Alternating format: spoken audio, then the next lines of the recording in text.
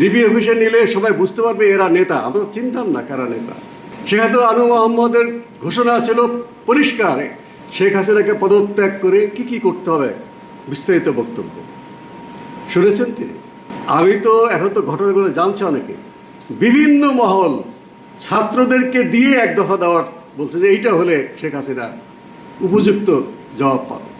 ছাত্ররা এই নেতাদেরকে জেলখানায় নিল, প্রথমত মারধর করলো, গোয়েন্দা বাহিনী, সামরিক গোয়েন্দা বাহিনী মারধর করে ফেলে দিয়ে গেল, হাসপাতাল থেকে নিয়ে আবার ডিবি অফিসে নিয়ে গেল।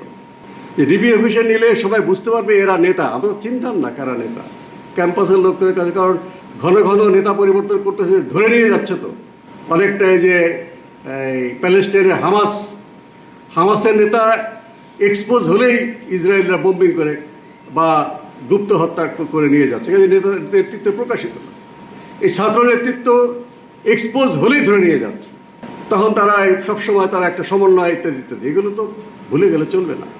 ডিবি অফিসে নেওয়া হলো করে যে মানুষ চিনুক এরা নেতা, কিন্তু ডিবির হারুন কি হলো, ভাত খাওয়া এবং জোর করে সাইন নিয়ে দিল। ওই সময় একটা যারা রাষ্ট্রযন্ত্রে আছে তারা শেখ হাসিনার পরিবর্তনটা কিভাবে কম ক্ষতিতে হয়, কম ড্যামেজে হয় চেষ্টা করছে।